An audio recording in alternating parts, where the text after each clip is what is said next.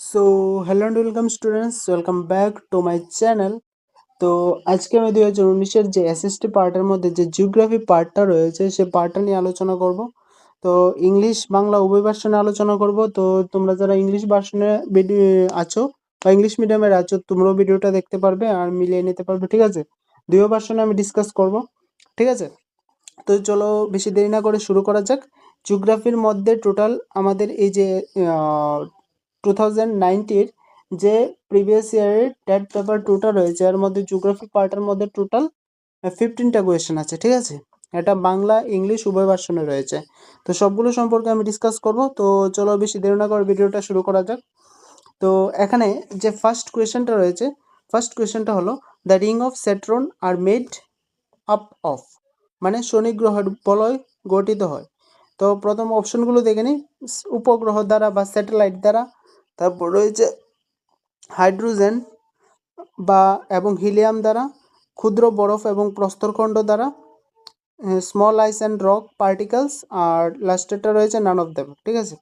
তো এখানে যে কারেক্ট অ্যান্সারটা হবে সেটা হবে আমার option number B, hydrogen and helium. মানে শনি গ্রহের বলয় গঠিত হয় বা স্যাটার্ন গঠিত হয় কীভাবে? হাইড্রোজেন ও হিলিয়াম দ্বারা, ঠিক আছে? নেক্সট যে কোয়েশ্চেনটা রয়েছে, the time differences of 1 degree Latitude is, longitude is, মানে 1 ডিগ্রি দ্রাঘিমার সময়ের পার্থক্য কত? তো এখানে অপশনগুলো রয়েছে 4 সেকেন্ড, 4 মিনিট, 4 আওয়ার্স, আর রয়েছে নান অফ দ্য অ্যাবাভ। তো এখানে কারেক্ট আনসারটা কি হবে? এখানে কারেক্ট আনসারটা হবে আমার option number B, 4 minute. 1 degree দ্রাঘিমার সময়ের পার্থক্য 4 মিনিট। নেক্সট যে কোয়েশ্চেনটা রয়েছে, the density of core of the earth is, মানে পৃথিবীর কেন্দ্রমণ্ডলের ঘনত্ব কত? এখানে অপশনগুলো দেখি। প্রথম অপশন রয়েছে 3.5 গ্রাম অবলিক সেমি কিউব, তারপর রয়েছে 5.5 গ্রাম অবলিক সেমি কিউব, 11.1 গ্রাম অবলিক সেমি কিউব, আর লাস্টেরটা রয়েছে নান অফ দ্য বা উপরে কোনটাই নয়। তো পৃথিবীর যে কেন্দ্রমণ্ডলের গভীরতা রয়েছে, the density of core to the earth, এটার কারেক্ট আনসারটা হবে সেটা হবে আমার অপশন নাম্বার ডি। কারণ অপশন নাম্বার ডি কেন হয়েছে? কারণ পৃথিবীর যে কেন্দ্রমণ্ডলের ঘনত্ব বা ডেন্সিটি অফ কোর রয়েছে সেটা হলো 13 গ্রাম অবলিক সেমি কিউব। এটা 13 গ্রাম বা সেমি কিউব ধরা হয়, ঠিক আছে? তো কেন্দ্রমণ্ডলের ঘনত্ব কত ধরা হয়? 13 গ্রাম বা অবলিক সেমি কিউব ধরা হয়। তো এখানে যদি 13 গ্রাম বা সেমি কিউব অপশনে থাকতো তাহলে আমরা 13 গ্রাম বা সেমি কিউব দিতাম। যেহেতু এটা নেই তাহলে আমার অপশন নাম্বার কি হবে? অপশন নাম্বার ডি হবে আনসার, কারেক্ট আনসার, কেন্দ্রমণ্ডলের ঘনত্ব। কারণ আমরা জানি কেন্দ্রমণ্ডলের ঘনত্ব কত? 13 গ্রাম অবলিক সেমি কিউব, মনে রাখবে। Next, quartzite is formed from, মানে কি তা? মানে হলো যে কোয়ার্টজাইট গঠিত হয়। অপশনগুলো রয়েছে ব্যাসল্ট দ্বারা, নিচ দ্বারা, তারপর হচ্ছে কাদা পাথর বা মাডস্টোন দ্বারা, আর অপশন নাম্বার ডি রয়েছে নান অফ দ্য অ্যাবাভ। তো এক্ষেত্রে যে আমার কারেক্ট আনসারটা হবে সেটা হবে আমার option number D, naan of the above. কারণ কোয়ার্টজাইট কি দ্বারা গঠিত হয় এটা তোমরা জানো, অনেক বেশিরভাগ জানবে যে কোয়ার্টজাইট গঠিত হয় সাধারণত বেলে পাথর দ্বারা। কি দ্বারা? বেলে পাথর দ্বারা কোয়ার্টজাইট গঠিত হয় বেলে পাথর দ্বারা। এক্ষেত্রে আমার কারেক্ট আনসার কি হবে? বেলে পাথর। তো এক্ষেত্রে যেহেতু বেলে পাথর এখানে অপশন নেই, তো আমার সেটা কি হবে? নান অফ দ্য অ্যাবাভ। বা কোয়ার্টজাইট কি দ্বারা গঠিত এটা মনে রাখবে, বেলে পাথর দ্বারা। মনে করো নেক্সট টাইম যখন এক্সাম হবে তখন এই যে বেলে পাথর অপশনটা দিয়ে দিতে পারে, তখন আমরা বেলে পাথরের মধ্যে টিক মার্ক দিয়ে দেব, ঠিক আছে? নেক্সট কোয়েশ্চেনটা দেখি। Teresa Rosa soil is obtained in, মানে টেরা রোসা মৃত্তিকাটি দেখা যায়। টেরা রোসা মৃত্তিকাটি কোথায় দেখা যায়? অপশনগুলো পড়ি। সাবানা অঞ্চলে বা সাবানা রিজিয়নে, তারপর হচ্ছে চুনাপাথর অঞ্চলে বা লিমস্টোন রিজিয়নে, তারপর হচ্ছে তৈগা অঞ্চলে বা তৈগা রিজিয়নে, আর লাস্টে রয়েছে নান অফ দ্য অ্যাবাভ। তো এক্ষেত্রে আমার কারেক্ট আনসারটা হবে অপশন নাম্বার বি, লিমস্টোন রিজিয়ন বা চুনাপাথর অঞ্চলে টেরা রোসা মৃত্তিকা দেখা যায়। নেক্সট যে কোয়েশ্চেনটা রয়েছে, the velocity of wind is measured by, বায়ুর গতি বেগ মাপক যন্ত্রটির নাম কি?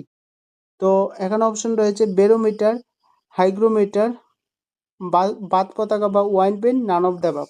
তো এক্ষেত্রে আমার কারেক্ট আনসার হবে নান অফ দ্য অ্যাবাভ। কারণ বায়ুর গতি বেগ মাপক যন্ত্রটির নাম হলো এনিমোমিটার। কি? এনিমোমিটার। ঠিক আছে, বায়ুর গতিবেগ পরিমাপক যন্ত্রটির নাম কি? এনিমোমিটার। তো এক্ষেত্রে আমার কারেক্ট আনসার কি হবে? অপশন নাম্বার ডি, কারণ এনিমোমিটার তো এখানে নেই। Next, California current is formed of the. California স্রোত গঠিত হয়।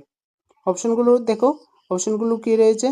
প্রশান্ত মহাসাগর বা প্যাসিফিক ওশিয়ান, তারপরে হচ্ছে আটলান্টিক মহাসাগর বা আটলান্টিক ওশিয়ান, তারপরে সুমরি মহাসাগর বা Arctic Ocean, naan of the above. তো এক্ষেত্রে আমার কারেক্ট আনসারটা কি হবে? কারেক্ট আনসারটা হবে আমার অপশন নাম্বার এ, প্রশান্ত মহাসাগর বা প্যাসিফিক প্রশান্ত মহাসাগর। তো এক্ষেত্রে আমার কারেক্ট আনসারটা হবে প্যাসিফিক ওশিয়ান বা প্রশান্ত মহাসাগর। নেক্সট যে কোয়েশ্চেনটা রয়েছে, Equatorial low pressure belt in is extend from, মানে নিরক্ষীয় নিম্নচাপ বলয়ের অবস্থান নিচের কোনটির মধ্যে? এখানে অপশন রয়েছে 10 ডিগ্রি নর্থ থেকে 10 ডিগ্রি সাউথ, 0 ডিগ্রি থেকে 5 ডিগ্রি নর্থ, 5 ডিগ্রি নর্থ থেকে 5 ডিগ্রি সাউথ, আর উপরে কোনটাই নেই। তো এখানে আমার কারেক্ট আনসারটা কি হবে? এখানে আমার কারেক্ট আনসারটা হবে option number C, 5 degree north থেকে 5 ডিগ্রি সাউথ, মানে 5 ডিগ্রি উত্তর থেকে 5 ডিগ্রি দক্ষিণ। Next, the cold dessert of India is located in, মানে ভারতের শীতল মরুভূমিটি অবস্থিত। ভারতের শীতল মরুভূমিটি কোন জায়গায় অবস্থিত? এখন অপশন রয়েছে সিমলায়, শ্রীনগর, লাদাখ, উপরে কোনটাই নেই। এক্ষেত্রে আমার কারেক্ট আনসার হবে অপশন নাম্বার সি, লাদাখে। ঠিক আছে। Next, fossil is found in, fossil বা জীবাশ্ম কোথায় পাওয়া যায়?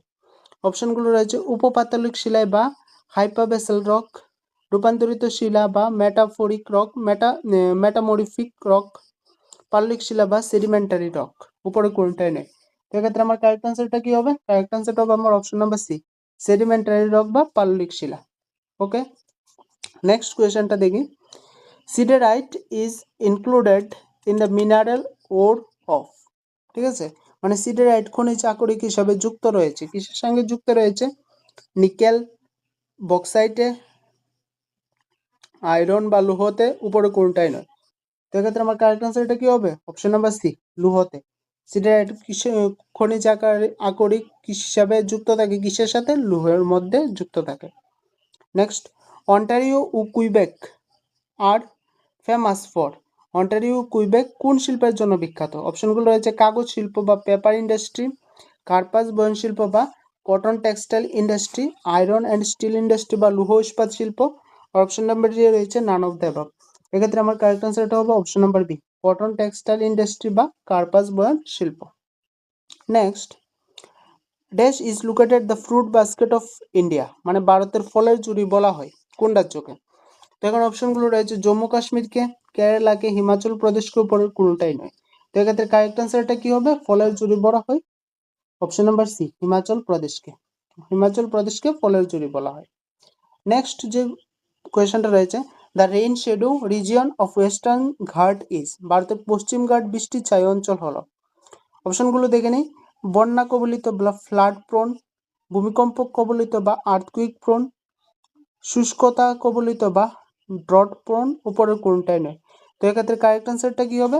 এক্ষেত্রে আমার কারেক্ট আনসারটা হবে option number C, drought prone বা শুষ্কতা কবলিত। ভারতের পশ্চিম ঘাটের বৃষ্টির ছায়া অঞ্চল হলো শুষ্কতা কবলিত। নেক্সট এবং লাস্ট প্রশ্ন, আমাদের পলিটিক্যালের লাস্ট প্রশ্ন হচ্ছে এটা। আমাদের যে পলিটিক্যাল না, আমাদের যে জিওগ্রাফি পার্টটা রয়েছে, জিওগ্রাফি পার্টের লাস্ট কোয়েশ্চেন হলো এটা, এই 2019-এর। তো লাস্ট কোয়েশ্চেনটা হলো, পলিমৃত্তিকা হলো এলুভিয়াল সয়েল ইজ এ, অপশনগুলো রয়েছে ট্রান্সপোর্টেড সয়েল বা পরিবাহিত মৃত্তিকা, স্লেন সয়েল বা লবণাক্ত মৃত্তিকা, ক্যালকেরিয়াস সয়েল বা ক্যালকেরিয়াস মৃত্তিকা, উপর কোনটাই নেই। সেক্ষেত্রে কারেক্ট আনসারটা হবে আমার পরিবাহিত মৃত্তিকা বা ট্রান্সপোর্টেড সয়েল। ঠিক আছে। তো এই ছিল আমাদের যে 2019-এর প্রিভিয়াস ইয়ারের কোয়েশনের টেট 2 পেপারে এসএসটির মধ্যে যে জিওগ্রাফি পার্টটা রয়েছে, সেই জিওগ্রাফি পার্টটার টোটাল 15টা কোয়েশন আমি তোমাদের সাথে একটা একটা করে সবগুলো ডিসকাস করলাম। ঠিক আছে। এই 15টা কোয়েশন খুবই আমাদের আপকামিং টেটের জন্য খুবই ইম্পর্টেন্ট হতে চলেছে। আর অনেক সময় দেখা যায় কি, আমাদের অনেক সময় প্রিভিয়াস ইয়ারের কোয়েশন থেকে অনেক কোয়েশন রিপিট এসে পড়ে। এই জন্য আমাদের ফার্স্টলি প্রিভিয়াস ইয়ারের যতগুলো কোয়েশন আছে সবগুলো কোয়েশনকে সলভ করতে হবে, ঠিক আছে। যদি আমাদের টেটে পাস করতে হয় প্রিভিয়াস ইয়ারের কোয়েশনগুলোকে অবশ্যই আমাদের কি সলভ করতে হবে। এর সাথে সাথে আমাদের কি করতে হবে, আমাদের যে সিলেবাসের মধ্যে টপিকগুলো রয়েছে সেগুলোর টপিকগুলো সম্পূর্ণ ভালোভাবে বুঝতে হবে, তারপর তার মক টেস্ট দিতে হবে। এভাবে আমরা কি টেটের জন্য প্রিপারেশন নিতে পারবো, ঠিক আছে। তো আমি আগে সিরিজগুলো শেষ করি। 2019-15 থেকে শুরু করে 22-এর মধ্যে যতগুলো কোয়েশন আছে সবগুলো কোয়েশনের ভিডিও আমি আমার এই চ্যানেলে আপলোড করব, ঠিক আছে। আর কোয়েশনের প্যাটার্নের ভিডিও আপলোড হওয়া শেষ হলে আমি সবগুলো যে টপিকগুলো ইম্পর্টেন্ট সেই টপিকগুলো ডিসকাস নিয়েও ভিডিও বানাবো এবং সেগুলো মক টেস্ট নিয়েও ভিডিও বানাবো, ঠিক আছে। তো আজকের ভিডিওটা এতটুকুই থাক। নেক্সট ভিডিওতে আমি এসএসটির মধ্যে যে হিস্ট্রি পার্টটা রয়েছে সেই হিস্ট্রি পার্টটা সম্পর্কে আলোচনা করব এবং হিস্ট্রি পার্টের মধ্যে যে 15টা কোয়েশন আছে সেগুলো সবগুলো সলভ করব, ঠিক আছে। তো আজকের ভিডিওটা এতটুকুই থাক, দেখা হচ্ছে পরবর্তী একটা নতুন ভিডিওতে। বাই।